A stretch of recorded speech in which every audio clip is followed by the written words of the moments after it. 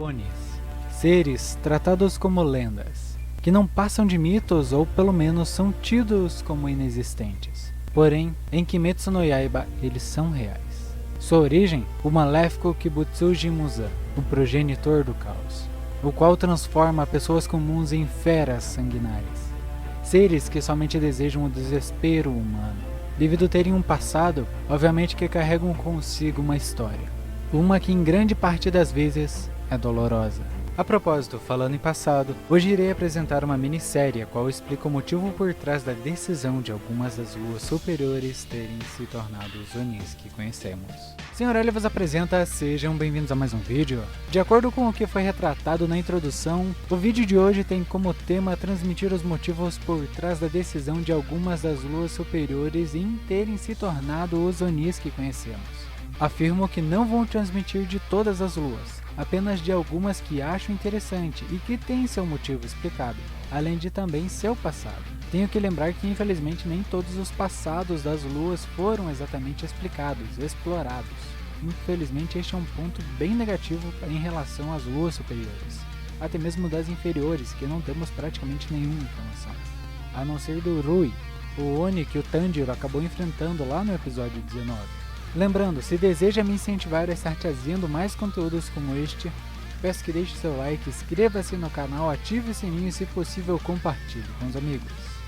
Para trazer uma contextualização rápida, vou explicar brevemente o que são os Onis e as luas demoníacas. Em suma, os Onis são seres que foram infectados com o sangue de Muzan Kibutsuji, o grande antagonista de Kimetsu no Yaiba. Ele injeta seu sangue em um determinado indivíduo e assim em um curto período de tempo, tal passa por uma transformação, adquirindo poderes como supervelocidade, resistência e até habilidades especiais. Na prática, somente Muzan pode transformar humanos em Onis. Porém, se uma pessoa normal entrar em contato com seu sangue e ele aceitar, tal indivíduo se tornará um Oni.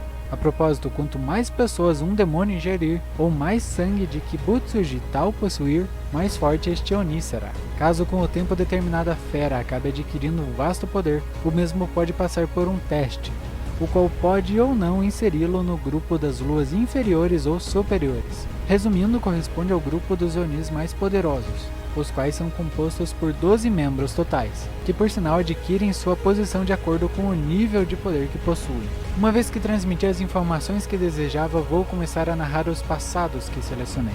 Não importa como, juro que vou te superar.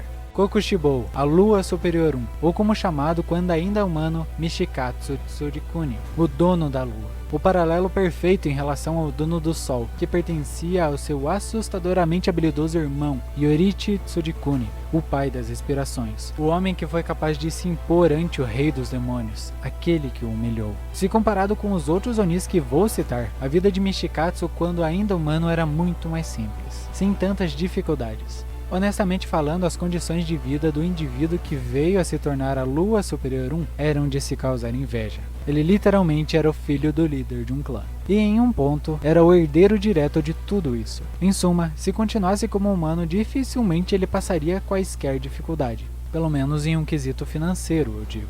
O ponto em si que sempre afetou Mishikatsu, que causou um imenso conflito interno em seu ser, foi uma exorbitante inveja que ele sentia, que bradava como chamas do sol em seu coração. Quem seria o indivíduo que ele tanto invejava? Yorichi, seu irmão gêmeo.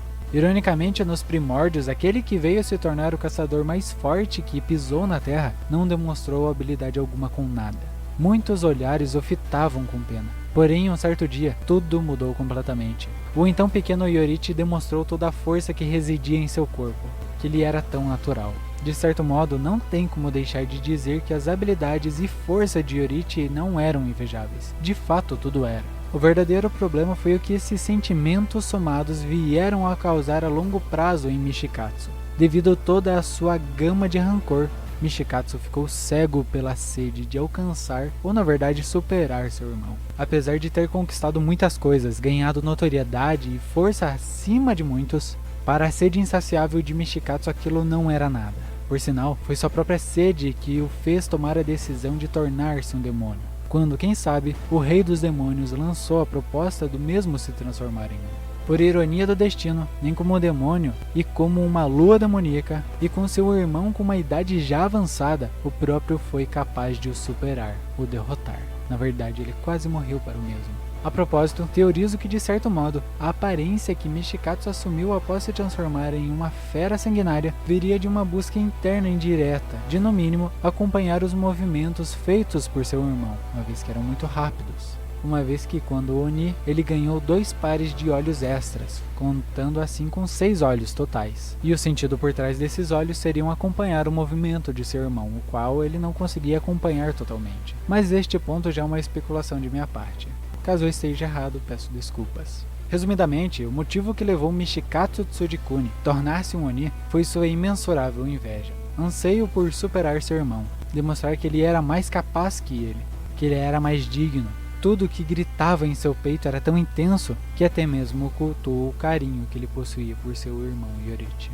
Enfim, este foi o vídeo de hoje. Espero que tenham gostado deste primeiro episódio da minissérie que estou preparando e que gostem dos que ainda vão vir. Lembrando, se deseja me incentivar a estar trazendo cada vez mais conteúdos como este, peço que deixe seu like, inscreva-se no canal, ative o sininho e, se possível, compartilhe com os amigos. Aos amantes dos games, peço que confiram o The Guys, pois não vão se arrepender. Inclusive, é um canal totalmente focado neste tão magnífico mundo. Enfim, era isso que eu queria estar dizendo no final desse vídeo. Senhor L se despede. Enquanto isso, nas gravações de fundo, só faltou tocar Carry On, que o Impalo já tenho. Podem me chamar de Dean Winchester, eu sou Batman.